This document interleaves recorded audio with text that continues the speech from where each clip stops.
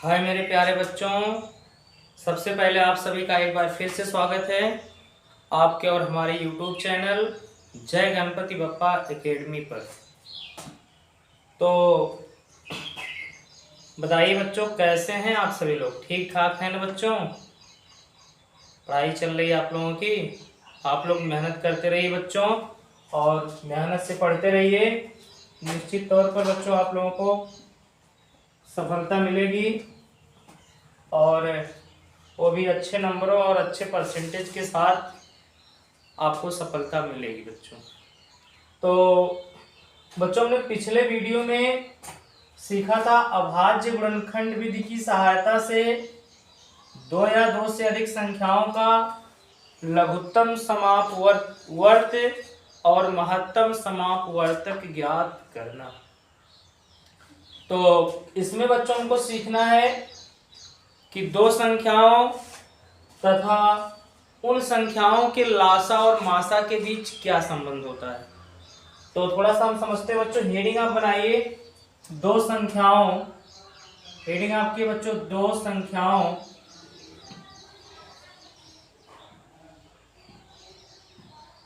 तथा उनके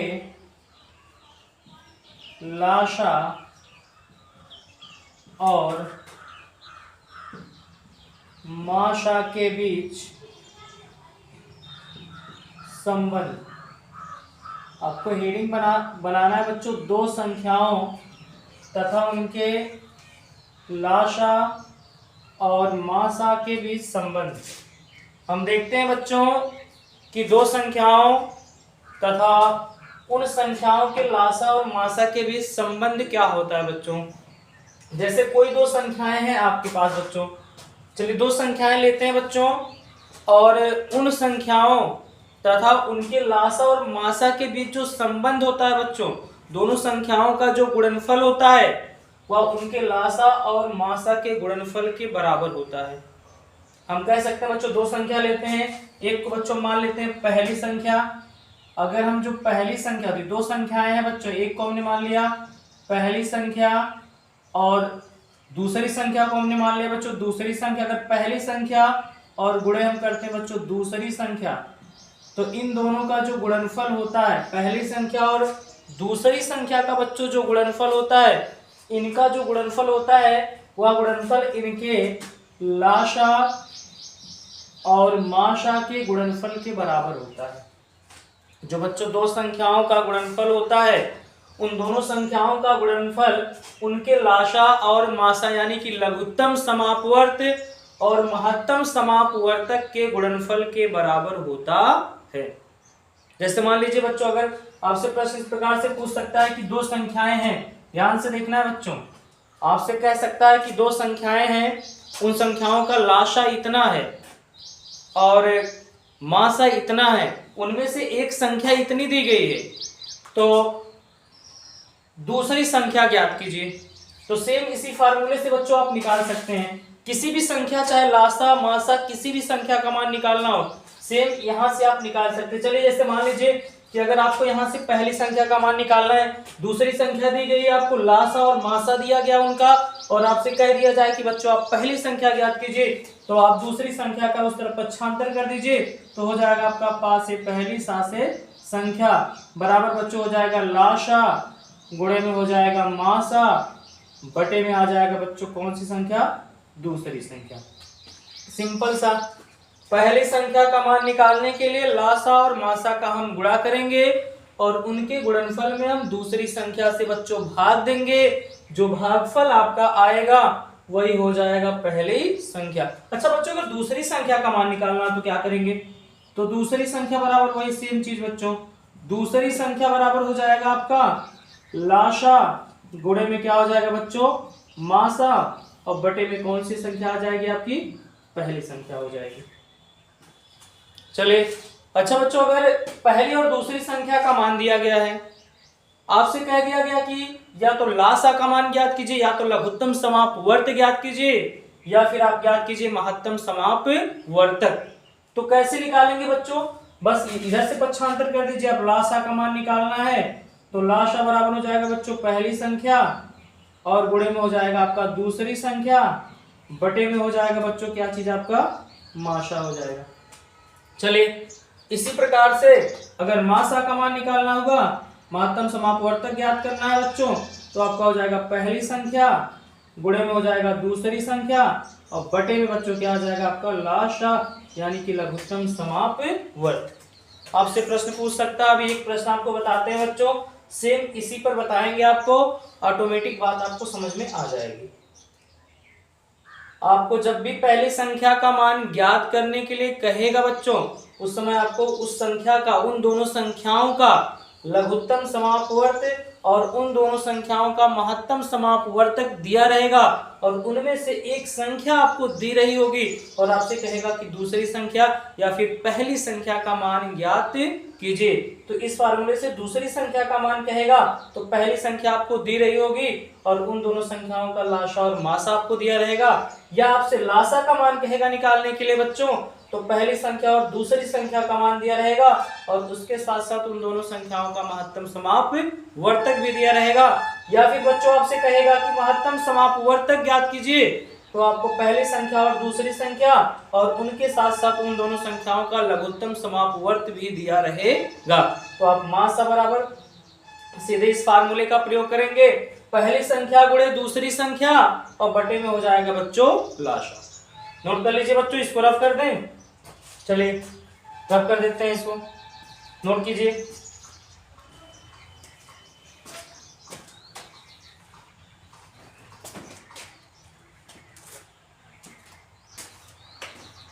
चलिए नोट कर लिया बच्चों, इसको रफ कर देते हैं। और इसी पर एक छोटा सा प्रश्न बच्चों हम करते हैं, और आपके पास एक प्रश्न है बच्चों, एक क्वेश्चन आपको दिया गया है, एक प्रश्न आपको दिया गया है, कह रहा है कि संख्याओं, एक प्रश्न दिया गया बच्चों, कह रहा है कि संख्याओं 100 और 150 का, संख्याओं 100 और 150 का महत्तम समापवर्तक 50 है। कह रहा है कि संख्याओं 100 और 150 का महत्तम समापवर्तक 50 है। तो उनका लघुत्तम समापवर्त ज्ञात कीजिए, उनका लघुत्तम समापवर्त ज्ञात कीजिए। देखिए बच्चों, बहुत छोटा सा प्रश्न आपके सामने दिया गया है कि दो संख्याएं हैं, एक संख्या है बच्चों 100 और दूसरी संख्या आपको दी गई है 150। आपसे कह रहा है कि बच्चों इनका महत्तम समापवर्तक दिया गया है 50, तो कह रहा है कि उनका लघुत्तम समापवर्त ज्ञात कीजिए। अभी जो सिंपल सा एक फार्मूला हमने बताया है बच्चों, उसी से लघुत्तम समापवर्त का मतलब बच्चों लाशा का मान ज्ञात करना है। बता दीजिए कि ये देखिए जो 100 दिया गया, जो 100 दिया गया, जो 150 दिया गया, 150 दिया गया, तो ये आपका बच्चों जो 100 दिया गया कौन सी संख्या हो जाएगी आपकी, पहली संख्या। पहली संख्या कितनी होगी बच्चों, 100 हो गई। बता दीजिए बच्चों की जो दूसरी संख्या है, दूसरी संख्या का मान कितना है, 150 है बच्चों, और इनका जो माशा है महत्तम समापवर्तक, उसका मान कितना दिया गया, 50 दिया गया बच्चों। तो आपसे कह रहा है कि इनका लघुत्तम समापवर्त ज्ञात कीजिए। अभी अभी हमने फार्मूला बताया है कि लाशा बराबर बच्चों होता है आपका पहली संख्या गुणे में कौन सी संख्या, दूसरी संख्या बच्चों, और बटे में क्या होता है आपका माशा होता है। तो लाशा बराबर हो जाएगा बच्चों, पहली संख्या का मान कितना है 100 है, और दूसरी संख्या का मान बच्चों 150 है, और बटे में माशा का मान कितना है 50 है। चलिए तो काट दीजिए, 50 दूना कितना हो जाएगा बच्चों 100 हो जाए, 50 दूना 100 होता है, तो लाशा बराबर हो जाएगा 2 गुणे 150, 150 दूना कितना होता है बच्चों 300 होता है।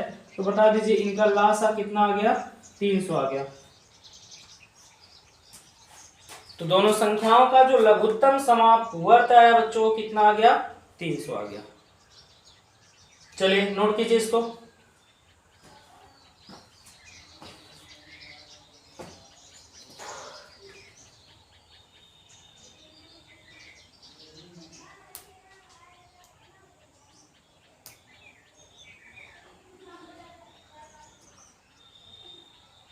चलिए नोट कर लिया बच्चों, तो रफ कर दें इसको। चलिए एक क्वेश्चन और बच्चों इस पे करते हैं, उसके बाद हम लोग एक्सरसाइज 1.2 की तरफ चलते हैं। कुछ प्रश्न करते हैं एक्सरसाइज से, और फिर आगे क्या होता है बच्चों उसको देखा जाएगा। एक क्वेश्चन आपके सामने और दिया गया, आज का दूसरा क्वेश्चन कह रहा है कि संख्याओं, दो संख्याएं बच्चों, एक संख्या दिया गया है 120, कह रहा है कि संख्याओं, आज का दूसरा क्वेश्चन उसमें कह रहा है कि संख्याओं 120 और 144 का लाशा, कह रहा संख्याओं 120 और 144 का लाशा यानी कि लघुत्तम समापवर्त दिया गया है बच्चों 720, लाशा 720 है। तो उन संख्याओं का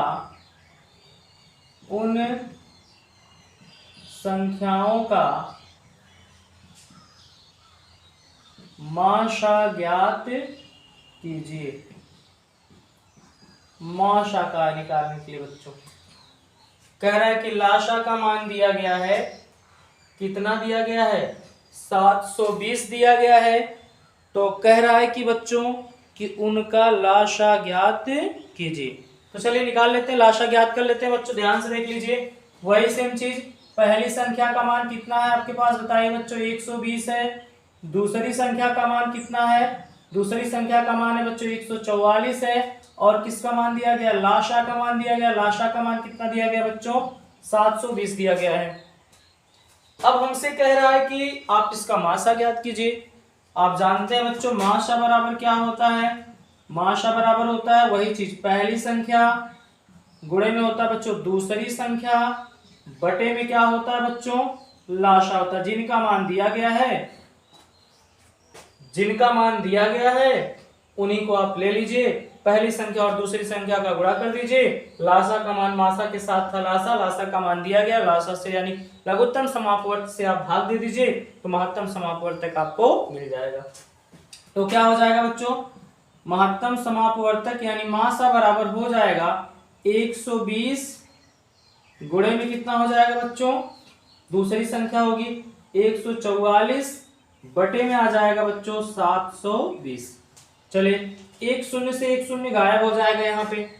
और हम जानते हैं 12 छक कितना होता है बच्चों? 72 होता है। माशा बराबर आ गया 144 बटे में आ गया 6 आ गया। चलिए 6 से इसको काट दीजिए बच्चों, कितना होता है? 6 दूना होता है 12 और बचेगा 2 यानी 24। 6 चौका कितना होता है? 24। यानी कि जो महत्तम समापवर्तक है बच्चों, उस महत्तम समापवर्तक का मान कितना आ गया है? 24 आ गया। चलिए नोट कीजिए बच्चों, नोट कीजिए। इसके बाद हम लोग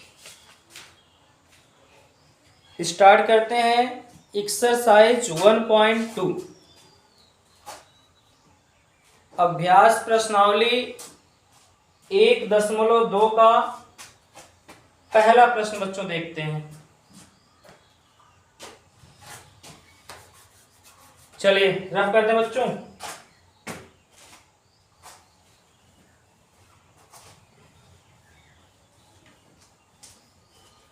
बहुत ही आसान सा प्रश्न है बच्चों। पहला प्रश्न जो है आपकी प्रश्नावली है बच्चों, प्रश्नावली है एक। अच्छा हाँ, एक चीज बच्चों, प्रश्नावली बताने से पहले थोड़ी सी बात और हम करना चाहेंगे। चलिए हमने सीखा था बच्चों, क्या चीज सीखा था? सम संख्याओं के बारे में सीखा था, हमने सीखा था विषम संख्याओं के बारे में, हमने सीखा था भाज्य संख्याओं के बारे में, और हमने सीखा था बच्चों अभाज्य संख्याओं के बारे में। तो एक चीज आप थोड़ा सा जान लीजिए बच्चों कि सबसे छोटी विषम संख्या, अगर सबसे छोटी विषम संख्या की बात करें बच्चों तो सबसे छोटी विषम संख्या कितनी होती है? 1 होती है। सबसे छोटी जो विषम संख्या होती है बच्चों वो कितनी होती है? 1 होती है। और सबसे बड़ी विषम संख्या कौन सी होती है? इनफाइनाइट बच्चों, पता नहीं।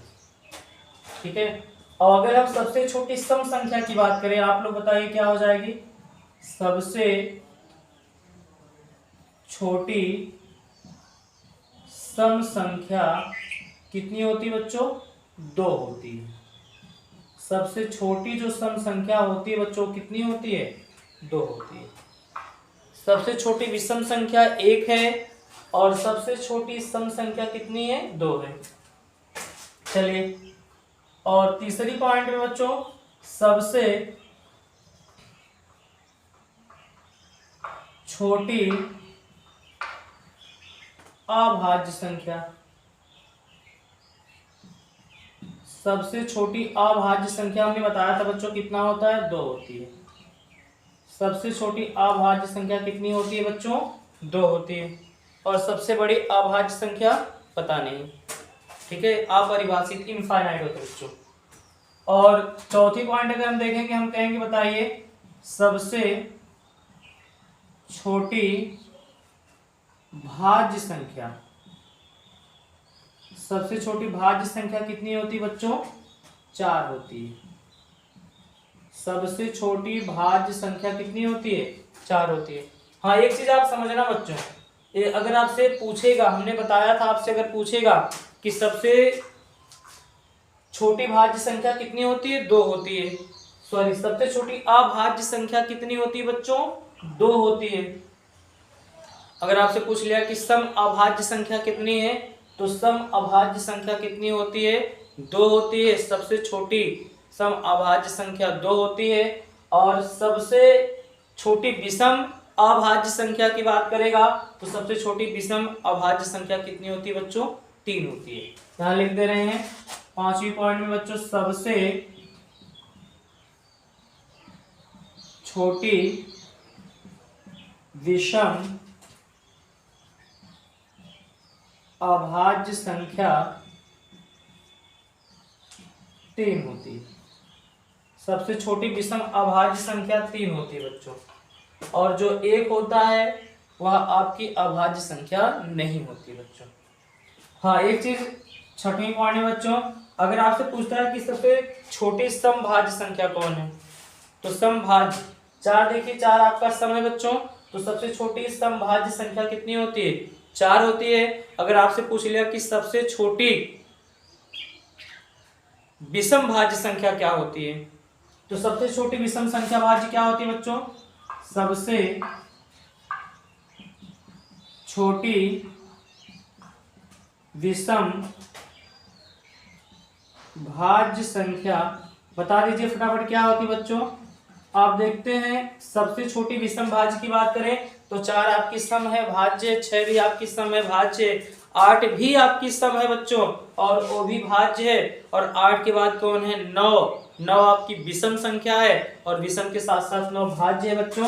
तो सबसे छोटी विषम भाज्य संख्या कितनी होती है? 9 होती है। तो चीज नोट कर लीजिए बच्चों आप कि सबसे छोटी विषम संख्या होती है बच्चों 1 और सबसे छोटी सम संख्या कितनी होती है? 2 होती है बच्चों। और सबसे छोटी अभाज्य संख्या कितनी होती है? 2 होती है। और सबसे छोटी भाज्य संख्या कितनी होती है? 4 होती है। और सबसे छोटी विषम अभाज्य संख्या कितनी होती है? 3 होती है। और सबसे छोटी विषम भाज्य संख्या कितनी होती है? 9 होती है बच्चों। और सबसे छोटी सम भाज्य संख्या भी कितनी होती है? 4 होती है। और सबसे छोटी विषम अभाज्य संख्या कितनी होती है? 2 होती है। आपसे इस तरीके से बोर्ड परीक्षा में पूछ सकता है बच्चों कि सम अभाज्य संख्या है तो आप कहेंगे सम अभाज्य संख्या कितनी होती है बच्चों? 2 होती है। नोट कर लीजिए इसको।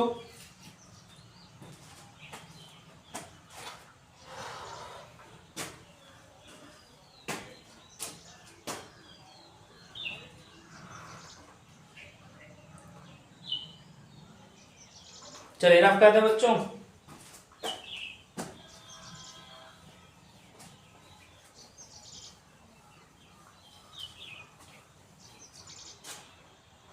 चलिए बच्चों आज आइए आप, अब हम लोग स्टार्ट करते हैं एक्सरसाइज 1.2 प्रश्नावली 1.2।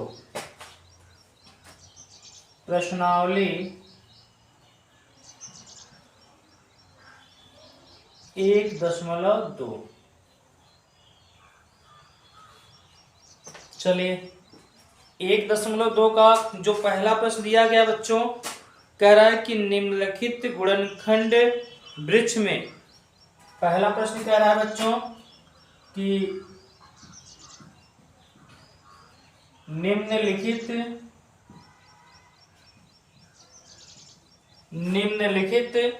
गुणनखंड वृक्ष में,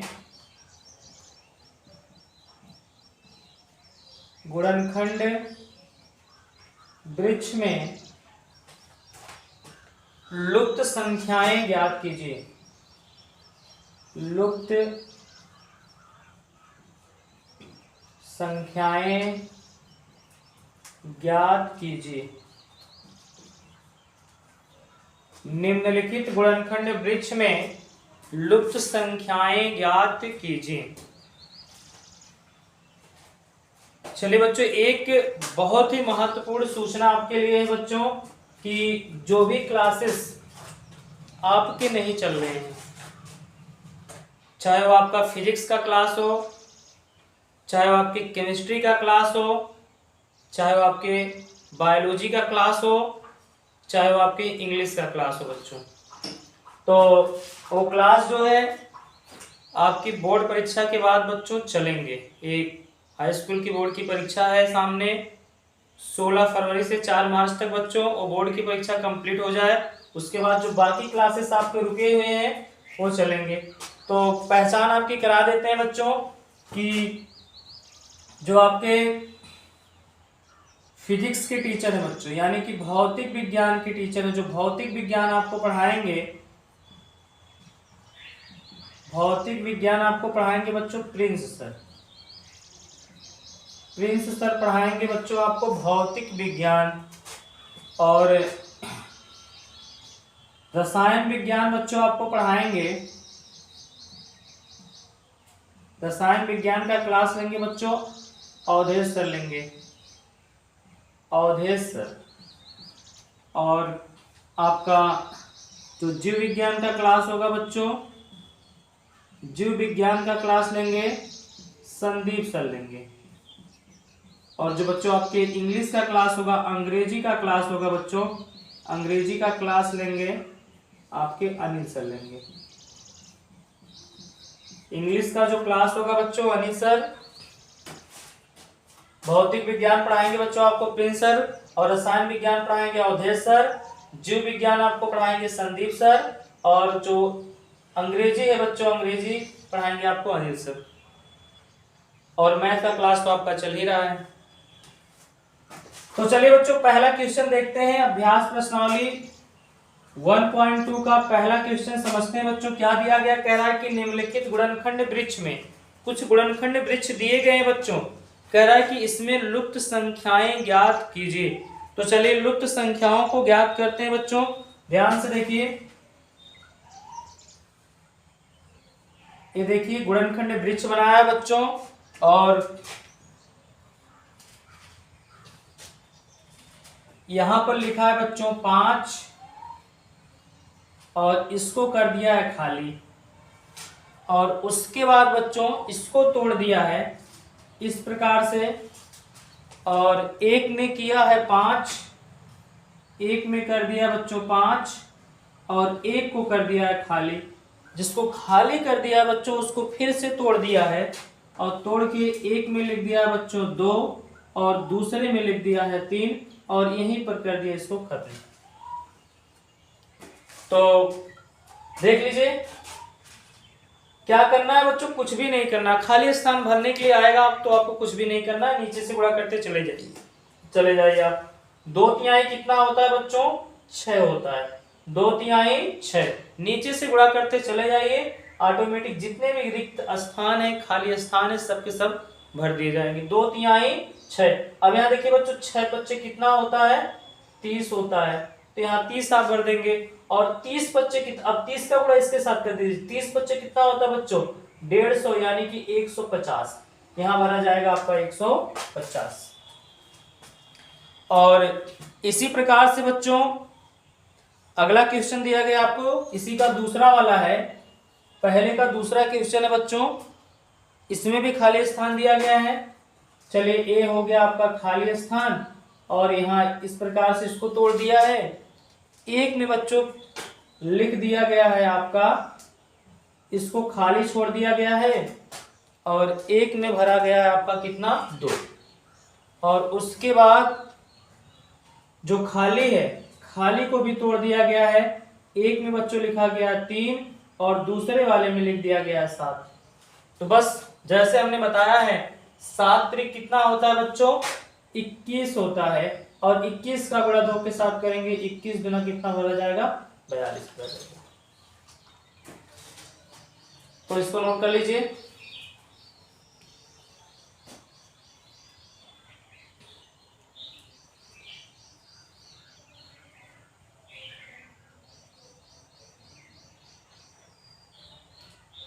चलिए रब कर दे बच्चों, तीसरा वाला देख लीजिए, तीसरा और चौथा, इसी का तीसरा क्वेश्चन है बच्चों। तीसरा दिया गया आपको 156, यहाँ पे लिखा गया है 156, और इसको तोड़ा गया बच्चों 2 भागों में, यहाँ लिखा गया है 2, और यहाँ पे लिख दिया गया 78 लिख दिया गया। चलिए बहुत आसान है बच्चों ये। और फिर 78 को तोड़ा गया बच्चों, यहाँ पे लिखा गया है 2, और यहाँ पे लिख दिया गया बच्चों 39 लिखा गया है। फिर 39 को तोड़ा है बच्चों, यहाँ पर लिखा है a, और यहाँ पर लिख दिया गया है बच्चों कितना, 13 लिख दिया गया। तो अगर इस तरीके से आता है, नीचे अगर आपका लुप्त है, तो यहाँ देखिए हम जानते हैं कि इन दोनों का जो गुणनफल होगा वह 39 के क्या होगा, बराबर होगा। तो इनमें से किसी का भी मान निकालना हो, चाहे इसका मान निकालना हो चाहे इसका मान निकालना है, तो इससे आप इसमें क्या कीजिए, भाग दीजिए। 13 से भाग देंगे किसमें, 39 में, तो 13 कितना होता है बच्चों, 39 होता है। तो ए के स्थान पे कितना भरा जाएगा, ए बराबर भरा जाएगा आपका 3। ए का मान कितना भरा जाएगा बच्चों, 3। तो 3 भरेंगे तो 13 हो जाएगा 39। समझ लीजिए आप, अगर हम 13 और ए का गुणा करते हैं बच्चों, तो 39 के क्या होगा, बराबर होगा। तो हम कह सकते हैं कि ए बराबर आ जाएगा आपका 39/13, 13 से काट देंगे तो ए बराबर कितना आ जाएगा आपका, 3। बच्चों ए का मान आ जाएगा 3। नोट कीजिए इसको।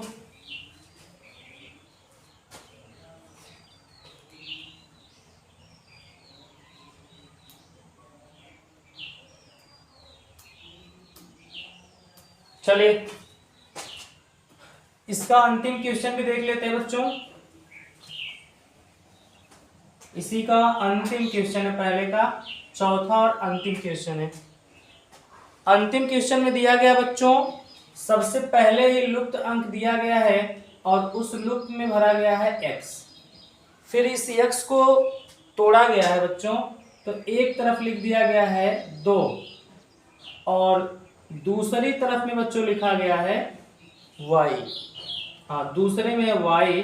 फिर इस y को भी तोड़ा गया है बच्चों, और y को तोड़ के एक तरफ लिखा गया है बच्चों 3, एक खाने में लिखा गया 3 और दूसरे वाले खाने में लिखा गया है 1855। 1855। चलिए थोड़ा सा बड़ा लिख देते हैं, 1855। अब 1855 को भी तोड़ा गया बच्चों, एक में लिखा गया है 5 और दूसरे वाले में लिख दिया गया बच्चों 371। और इसको भी तोड़ा गया है, तो एक में लिख दिया गया बच्चों 7 और दूसरे वाले में लिखा गया है z। चलिए अब हमसे कह रहा है कि बच्चों कि आपको x y और z का मान, कह रहा है x y और z का मान क्या कीजिए, ज्ञात कीजिए। तो बताइए क्या इसको आप लगा लेंगे, आप इसको हल करेंगे बच्चों, और हल करने के बाद कमेंट बॉक्स में आप x y और z के मान को बताएंगे। जैसे आपको बताया गया, जिस तरीके से बताया गया सेम उसी तरीके से आप इसको हल कीजिए, और हल करने के बाद x y और z का जो मान होगा बच्चों, उसके मान को आप कमेंट बॉक्स में बताइएगा कि x का मान इतना होगा, y का मान इतना होगा और z का मान इतना होगा। ठीक है, ठीक है बच्चों, तो वीडियो को यहीं पर जो है क्लोज करते हैं, और आगे के जो क्वेश्चन है बच्चों उसको आपको अगले वीडियो में बताया जाएगा। तब तक के लिए आप मेहनत से पढ़ते रहिए, और पढ़ने के साथ साथ इससे रिलेटेड जो क्वेश्चन मिलते हैं बच्चों, उस क्वेश्चन